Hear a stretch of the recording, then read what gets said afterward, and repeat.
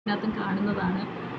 ഒരുപാട് ഇൻഫ്ലുവൻസേഴ്സ് എന്താ ഒരു ഗുളിക തന്നിട്ട് പറയും 3 മാസം കൊണ്ട് വെയിറ്റ് കുറയും ഈ ഒരു ഗുളിക കഴിച്ചാൽ.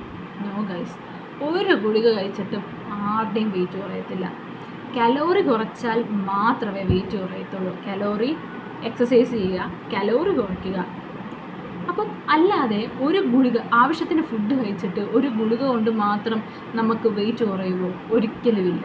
അങ്ങനെ ഒരിക്കലും സംഭവിക്കത്തില്ല.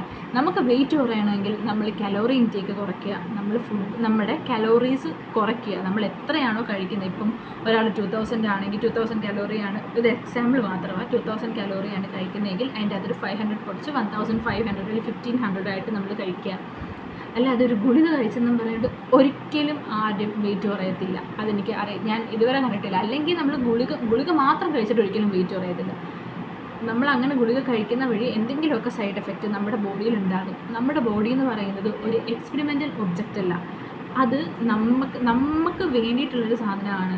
അത് നമ്മളായിട്ടുള്ള ഒരു എന്താ പറയണ്ടത്, അതൊരു എക്സ്പെരിമെൻ്റൽ, നമ്മുടെ ബോഡി എന്ന് പറയുന്നത് ഒരു എക്സ്പെരിമെൻ്റൽ ഒബ്ജക്റ്റ് അല്ല, അത് നമ്മുടെ ശരീരമാണിത്.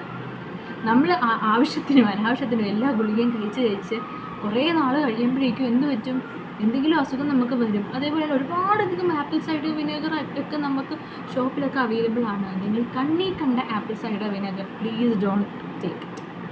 ബിക്കോസ് നമ്മൾ നല്ല ബ്രാൻഡായിട്ടുള്ള ആപ്പിൾ സൈഡർ വിനെഗർ നിങ്ങൾക്ക് കുടിക്കണം എന്നുണ്ടെങ്കിൽ നല്ല ബ്രാൻഡ് ഇടുക.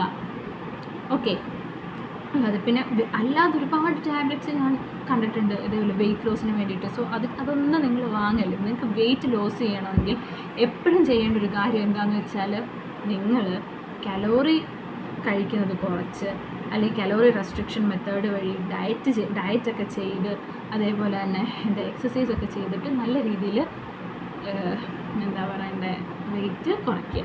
ഓക്കെ, അതാണ് അടുത്തത്.